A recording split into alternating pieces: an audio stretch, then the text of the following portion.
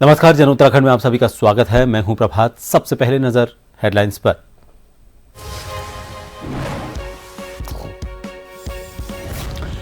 दिल्ली में राज्यों के वित्त मंत्रियों के साथ प्री बजट परामर्श बैठक। वन मंत्री सुबोध उनियाल ने उत्तराखंड का रखा पक्ष। पर्वतीय और सीमांत क्षेत्रों के विकास पर दिया जोर।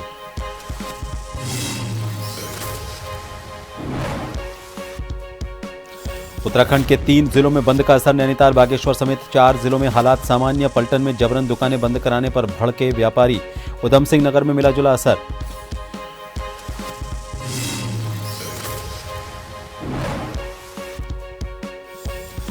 रामनगर में बंद डंपर बना गैस चैम्बर। रात में विंडो बंद कर सोए चाचा भतीजे मिले मृत। ठंड से बचने के लिए जलाया था पेट्रोमैक्स।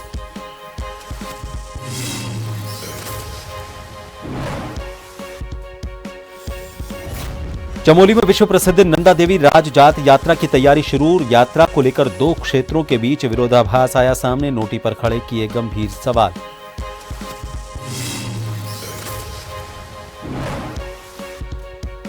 और उत्तराखंड के 5 जिलों में नदी नाले और झरने जमे। पानी की पाइपलाइन फ्रीज। पहाड़ों में पाले की मोटी चादर दिखी।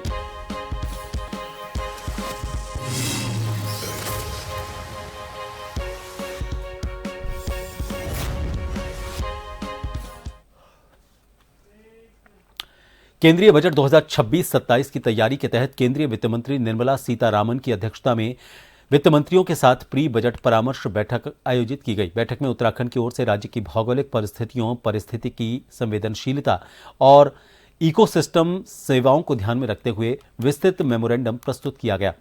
मुख्यमंत्री पुष्कर सिंह धामी द्वारा नामित वन मंत्री सुबोध उनियाल ने बैठक में उत्तराखंड का पक्ष रखा।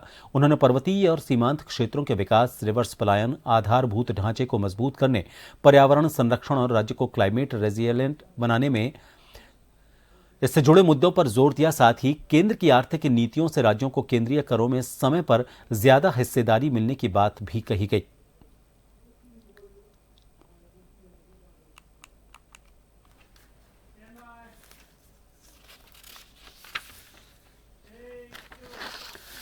अंकिता भंडारी हत्याकांड में न्याय की मांग को लेकर राज्य के कई हिस्सों में लोगों का गुस्सा सड़क पर दिखाई दिया।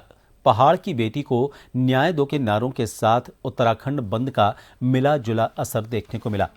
देहरादून में अंकिता न्याय यात्रा संयुक्त संघर्ष मोर्चा के बैनर तले प्रदर्शनकारियों ने हाथों में तख्तियां लेकर सरकार के खिलाफ नारेबाजी की और अंकिता भंडारी को जल्द और निष्पक्ष न्याय दिलाने की मांग उठाई। देहरादून के मुख्य पलटन बाजार में व्यापारियों से हाथ जोड़कर बंद को सफल बनाने की अपील की गई। बंद के दौरान जगह जगह पर पुलिस बल मौजूद रहा।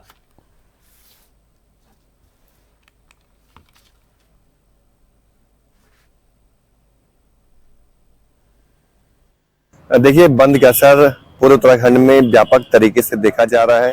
आप पहाड़ी हिस्सों में देख लीजिए, एक भी दुकान आपको खुली नहीं मिलेगी।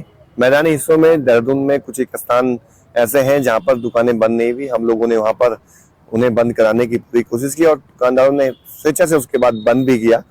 और ये बात सही है कि पहाड़ी क्षेत्रों में जिसका ज्यादा व्यापक असर देखने को मिल रहा है और मैदानी क्षेत्रों में बहुत बड़ा असर इसका नहीं रहा, फिर भी कई जगह व्यापारियों ने, मैंने देखा है, स्वेच्छा से बंद भी किए हैं। हम सब इतना ही कहना चाहते हैं कि इस मामले में मुख्यमंत्री को सुप्रीम कोर्ट के सिटिंग जज की निगरानी में जांच करनी चाहिए और वीआईपी कौन है इस मामले में, इसकी भूमिका की जांच होनी चाहिए। और जब तक वो वीआईपी कानून के कटघरे में खड़ा नहीं हो जाता है तो मैं समझता हूँ कि ये लड़ाई हमारी अनवरत सड़कों पर जारी रहेगी।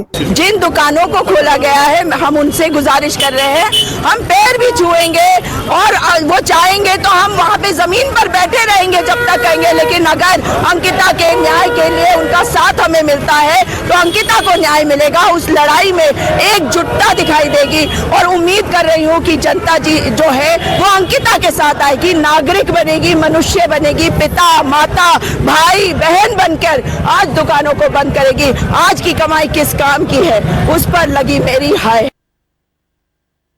अंकिता भंडारी हत्याकांड को लेकर पूरे प्रदेश में विपक्षी दलों द्वारा आहूत उत्तराखंड बंद का उधम सिंह नगर जिले में मिला जुला असर देखने को मिला। काशीपुर में बाजार सामान्य दिनों की तरह खुले नजर आए और ग्राहकों ने रोजमर्रा की तरह खरीदारी की। हालांकि कुछ जगहों पर चुनिंदा दुकानें बंद भी दिखाई दी। कांग्रेस ने इस बंद को शांतिपूर्ण तरीके से समर्थन दिया। कांग्रेस नेताओं ने कहा कि बंद का उद्देश्य आम जनता को परेशान करना नहीं, बल्कि अंकिता भंडारी को न्याय दिलाने के लिए सरकार पर दबाव बनाना है। अंकिता भंडारी हत्याकांड में सीबीआई जांच की मांग को लेकर लंबे समय से विपक्षी दलों और आम जनता द्वारा आवाज उठाई जा रही है।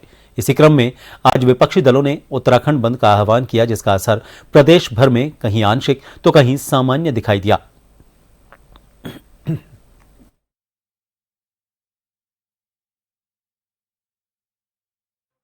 आपको बाजार में मिलीजुली प्रतिक्रिया जरूर दिखाई दे सकती है, लेकिन इसका मतलब ये नहीं है कि हमारे प्रदेश की जनता अंकिता भंडारी को न्याय नहीं दिलाना चाहती।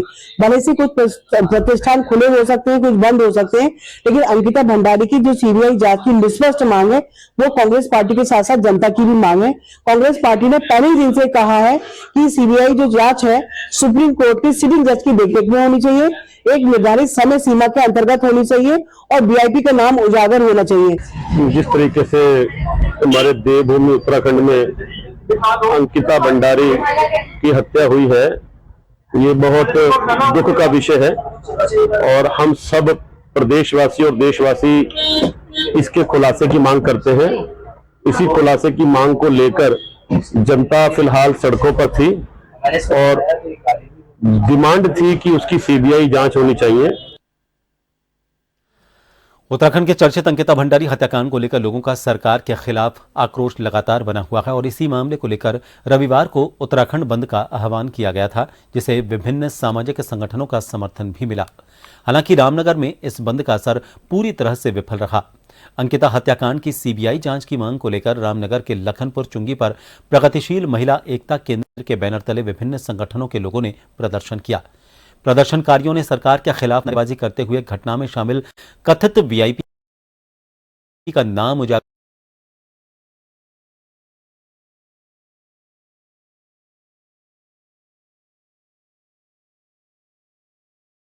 कर उसे जेल भेजने की मांग की। 11 जनवरी के दिन उत्तराखंड बंद की कॉल दी गई है, उसी के समर्थन में यहाँ पर विभिन्न संगठनों के लोग धरना प्रदर्शन दे रहे हैं और जो मुख्य मांग है वो ये कि सुप्रीम कोर्ट के न्यायाधीश की निगरानी में सीबीआई जांच होनी चाहिए। भारी जन दबाव के बाद धामी सरकार ने सीबीआई जांच की संस्तुति की है, लेकिन अभी इस संस्तुति को केंद्र सरकार ने स्वीकार नहीं किया है।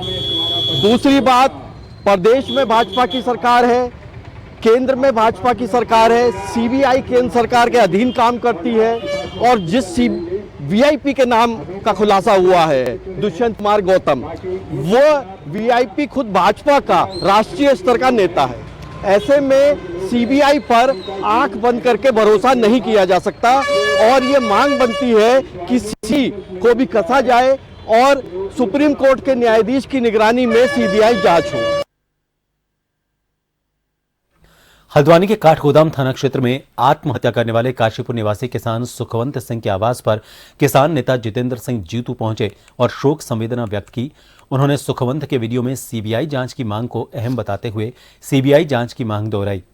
आपको बता दें, सुखवंत सिंह ने सुसाइड से पहले एक वीडियो बनाया था और उस वीडियो में कहा था कि काशीपुर निवासी अमरजीत सिंह, गुरविंदर सिंह, आशीष, जाहिर हुसैन सहित अन्य लोगों ने उसे बक्सौरा गांव में 7 एकड़ जमीन दिखाई, लेकिन रजिस्ट्री किसी दूसरी जमीन की करा दी। आरोप है कि इस पूरे सौदे में उससे 4 करोड़ रुपए लिए गए। सुखवंत ने वीडियो में यह भी कहा कि उसने इस मामले की शिकायत उधम सिंह नगर पुलिस से की, लेकिन कोई प्रभावी कार्रवाई नहीं हुई और उसे न्याय नहीं मिला।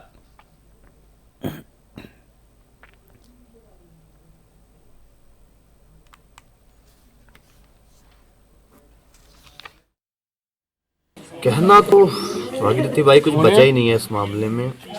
आज इंसानियत की मौत हुई है और मौत भी क्या कारण बना कि अपना ही पैसा बर्बाद किया। पहले जो अपनी ज़मीन थी इनकी वो बिकी, इन्होंने हर कोई बेचता ही है, अपना बेचकर फ्रॉड हुआ इनके पास और उस पैसे को मांगते मांगते अपना हक का पैसा जो इनके पुश्तैनी ज़मीन का पैसा उसे लेने के चक्कर में, उससे लेने की भाग दौड़ में ये संघर्ष हार गए और आज उन्होंने खुदकुशी की। और मैंने जब वो प्रेस नोट सुना, आपने भी सुना होगा, उसमें जो बातें उन्होंने कही कि मेरे बच्चों का, मेरी पत्नी का और मेरा जो भी बॉडी के पार्ट्स हैं उन्हें निकाल कर और बेचकर एसएसपी उधम सिंह नगर मणिकांत मिश्रा जी और कुंदन सिंह रोतेला और पैगा चौकी के कर्मचारियों के परिवारों को दे देना कि शायद उनका इससे गुजारा हो सके। तो ये बड़ी बात उन्होंने जो कही, ये बड़ी दिल को दहलाने वाली बात है। क्योंकि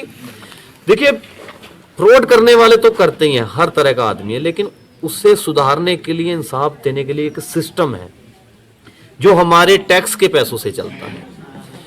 लेकिन जब वो सिस्टम हमारे टैक्स के पैसों के चलते चलते जब क्लैप्स कर जाता है, इंसाफ नहीं मिल पाता, और जब सुखवंत जैसे लोग ऐसा कदम उठाते हैं तो उस समय इंसानियत की भी रूह कांप जाती है। रामनगर में दर्दनाक हादसे में चाचा भतीजे की मौत हो गई। उत्तर प्रदेश के रहने वाले मोहम्मद इरफान और मोहम्मद इकरार रामनगर के ग्राम पीरूमदारा में एक स्टोन क्रशर से उप खनिज सामग्री लेने के लिए आए थे। सुबह करीब 5 बजे सर्दी ज्यादा होने के कारण दोनों वाहन के अंदर बैठ गए और डंपर के शीशे बंद कर अंदर पेट्रोमैक्स पर हाथ गर्म कर ठंड से बचाव कर रहे थे। इसी बीच ये दोनों पेट्रोमैक्स से निकली गैस से बेहोश हो गए और कुछ देर बाद उनकी मौत हो गई।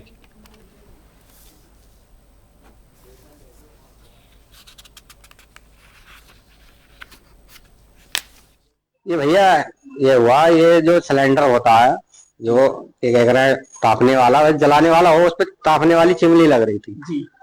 तो वो चल रही थी गाड़ी में, मतलब मैं ही बैठ का आया गाड़ी में। वैसे जब गाड़ी भर का आई थी करेसर से, तो उनके द्वारा मैं ही बैठ का आया करीब 5 बजे। तो मैं बोला भाई अब जाओगे ना? तो बोले अब ना जा रहे, अब कल को ही जाएंगे। तो इसलिए मैं भी आ गया, फिर गाड़ी में को अपनी मैं भी सो गया। तो लगभग मैं उठा करीब 11:30 बजे के टाइम गाड़ी में से। तो और जो हमारी गाड़ियां थी, मैं बोला उनसे, मैंने कहा कुछ खाने ऊने के टाइम ना मंगाया? तो बोले हमने तो खा लिया, तुम बताओ तो मैं मंगवा दूं। तो मैंने कहा नहीं भी उठा लो यार। तो बोले यार उठाया है ही नहीं, उठे ना, सो रहे हैं अभी। कोई बात नहीं, इतने में फिर मैंने भी खिड़की बजाई, तो मैंने कहा अभी सो रहे दी है, मैंने कहा चलो सोन दो। अब थोड़ी देर बाद जब ये ना उठे, टाइम ज्यादा हुआ, तो मैंने कहा यार उठाओ यार, कुछ खाएंगे होंगे। और जब ज्यादा गौर से देखा उनमें, मतलब खिड़की में झांक के, तो मतलब ऐसा लगा हमें इनकी सांस न चल रही। तो हमने खिड़की थोड़ी साइड की, जमीन निकाला तो खत्म हो गए। हाँ जी, खत्म हो गए। अब हाँ अस्पताल ले गए। ये एक्चुअली दोनों ट्रक ड्राइवर्स थे।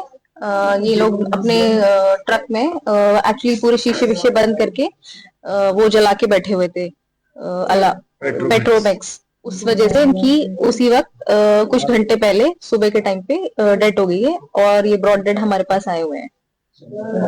तो हमने इनकी पुलिस की कार्रवाई करने के लिए आगे पीआई भेज दी है, और इनका कागज बना के ईसीजी निकाल के इनको।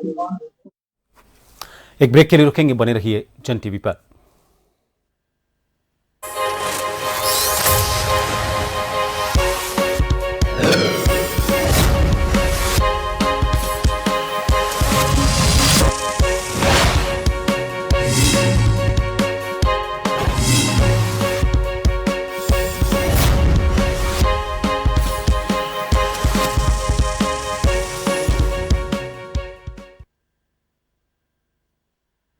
ब्रेक के बाद एक बार फिर आप सभी का स्वागत है। विकासनगर पुलिस ने नशे के खिलाफ बड़ी कार्रवाई करते हुए एक कुख्यात नशा तस्कर को गिरफ्तार किया है। चेकिंग के दौरान पुलिस ने हिस्ट्री शीटर इंतजार उर्फ जादू को 10 ग्राम स्मैक के साथ धर दबोचा।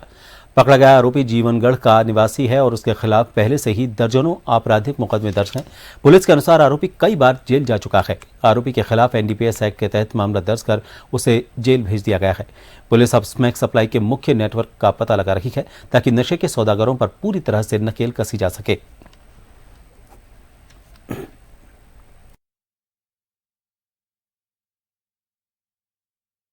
चमोली जिले में 12 वर्षों के अंतराल पर आयोजित होने वाली विश्व प्रसिद्ध नंदा देवी राजजात यात्रा 2026 को लेकर जिला प्रशासन ने तैयारियां शुरू कर दी हैं। इसी बीच यात्रा को लेकर 2 क्षेत्रों के बीच विरोधाभास सामने आने लगा है। इस मुद्दे को लेकर उत्तराखंड प्रेस क्लब देहरादून में मां नंदा देवी सिद्धपीठ कुरुड़ू मंदिर विकासखंड नंदानगर जनपद चमोली और बड़ी नंदा जात 2026 आयोजन समिति ने संयुक्त रूप से प्रेस वार्ता की। प्रेस वार्ता में वक्ताओं ने नंदा देवी राजजात समिति नोटी पर गंभीर सवाल खड़े किए।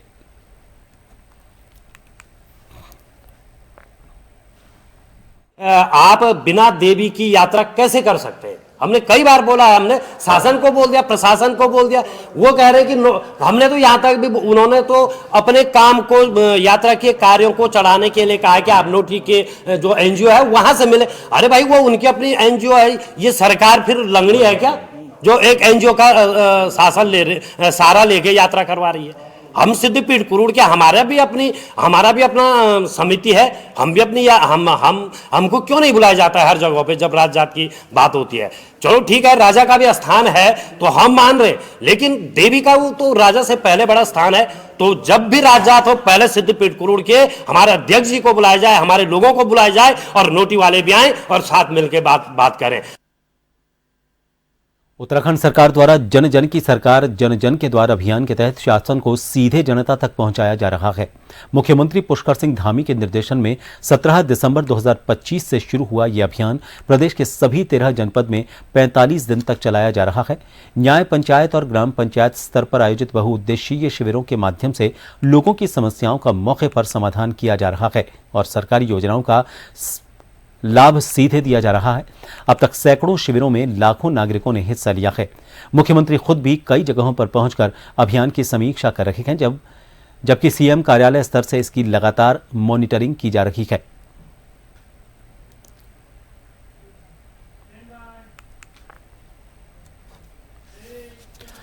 आईजी गढ़वाल राजीव स्वरूपा ने अंकिता भंडारी मामले में अज्ञात के खिलाफ दर्ज मुकदमे को लेकर प्रेस वार्ता की। उन्होंने बताया कि देहरादून के थाना बसंत विहार में पद्मश्री एवं पर्यावरणविद डॉक्टर अनिल प्रकाश जोशी की ओर से अज्ञात के खिलाफ रिपोर्ट दर्ज करवाई गई थी, जिसके आधार पर मुकदमा पंजीकृत हुआ है। आईजी ने कहा कि इस मामले में शुरू से ही पुलिस ने त्वरित कार्रवाई करते हुए एसआईटी का गठन किया। जांच के बाद तीनों आरोपितों पर दोष सिद्ध हुआ और उन्हें उम्र कैद की सजा सुनाई गई। उन्होंने बताया कि अब इस मुकदमे के आधार पर आगे की जांच सीबीआई करेगी। साथ ही उन्होंने जनता से किसी भी तरह के भ्रम में न आने की अपील की।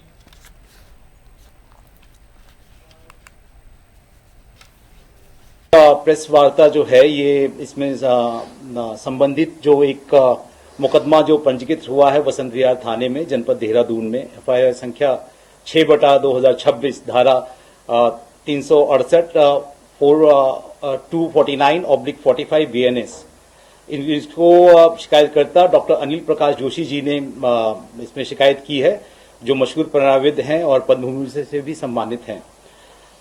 वादी द्वारा पंजीकृत कराए गए अभियोग में आरोपों की प्रवृत्ति और उनकी प्रकृति को देखते हुए हमारे माननीय मुख्यमंत्री जी ने इस मुकदमे को सही से जांच कराने के लिए हमें आदेशित किया है।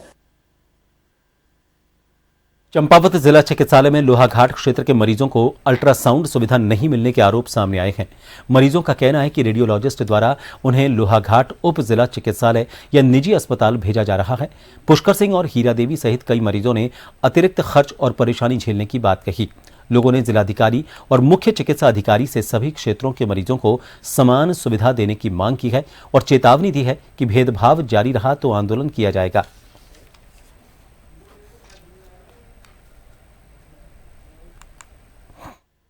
सर, मैं चंपा गया था, वहाँ पर अल्ट्रासाउंड लिखा था, मैंने चेक कराया था डॉक्टर साहब से, तो उन्होंने 2 अल्ट्रासाउंड लिखी थी, एक ऊपर वाला का कहते एक नीचे वाला। तो ऊपर वाला तो उन्होंने वहाँ करा दिया है, नीचे वाला कहते कि लोहाघाट से पता करना, लोहाघाट में होगा करके। तो फिर मैंने कहा अगर लोहाघाट में भी नहीं होगा तो फिर कहाँ जाना पड़ेगा? उन्होंने बोला नहीं तो फिर कर्नाटक के पास जाना पड़ेगा, तो वहाँ से करा के लाना करके फिर चीज़ चेक करके। तो इसलिए मैं कल वहाँ गया था चंपा, तो ऊपर वाला तो किया उन लोगों ने, तो नीचे वाला नहीं किया। तो फिर मैं तो सच अभी आज आया सुबह, तो मैंने कहा यहाँ पता कर लेता हूँ। तो फिर अभी यहाँ पे मिला तो इनने बोला वहाँ क्यों नहीं करा रहे। मैंने कहा मैम वहाँ से तो ऐसा सब बताया, मेरे को प्रॉब्लम बताई। तो मैं यही कहना चाहता कि सर जो भी सुविधा होती है तो वो लोग अवेलेबल कराएँ, और जो भी यहाँ से लोग बहुत दूर दरार से आते हैं, अगर जो भी फैसिलिटी है तो उसका सदुपयोग कराएं और किसी को परेशान ना किया जाए इस तरह से कि आने जाने में भी बहुत दिक्कत होती है। सर गांव क्षेत्रों को तो बहुत दिक्कत होती है जिनके पास कुछ साधन नहीं होते हैं। वहाँ बोलिए अल्ट्रासाउंड कहीं बाहर करो, यहाँ मशीन खराब हुई है। परसों ही तो गई थी। हाँ, मैंने कहा कहाँ दिखाऊंगी, खूना बोरा की हो तो लोहाघाट दिखाओ, ऐसा बोला उनने। मशीन में साफ नहीं आ रहा कह रही थी ना, कहीं दिक्कत होगी तो इससे अच्छा तो लोहाघाट करके लाओ। कौन कह रहे थे? वो जो अल्ट्रासाउंड करते हैं वो वाले साहब। तो वहाँ आज 3-4 दिन ही तो हुए, परसों आई तो थी यहाँ में, फिर मैं वहाँ से भेजा ना। तो आज लोहा घाटी तो कहा इसी हॉस्पिटल में साउंड नहीं हुआ, नहीं हुआ, क्यों? पता नहीं। अभी परसों तो घर को भेज दिया। उत्तराखंड में कड़ाके की ठंड ने लोगों की दुश्वारियां बढ़ा दी हैं। लोग ठंड से बचने के लिए अलाव का सहारा ले रहे हैं। हिल स्टेशंस में मौसम खुशनुमा बना हुआ है। सुबह शाम कड़ाके की ठंड के बाद दिन में गुनगुनी धूप का लोग लुत्फ उठा रहे हैं, जबकि सड़कों पर पाला पड़ने से हादसे का खतरा बना हुआ है। पहाड़ों की रानी मसूरी में इन दिनों मौसम बेहद खुशनुमा बना हुआ है। दिन के समय हल्की धूप और साफ मौसम का पर्यटक जमकर आनंद ले रहे हैं, लेकिन सुबह और शाम के समय तापमान में भारी गिरावट से ठंड ने लोगों की मुश्किलें बढ़ा दी हैं। बारिश न होने के कारण ठंड का असर बढ़ गया है, जो आम जनजीवन के साथ साथ सेहत और खेती के लिए भी खतरा बनता जा रहा है। पिछले कई दिन से बारिश न होने के चलते मसूरी में रात के समय जमकर बर्फनुमा पाला गिर रहा है।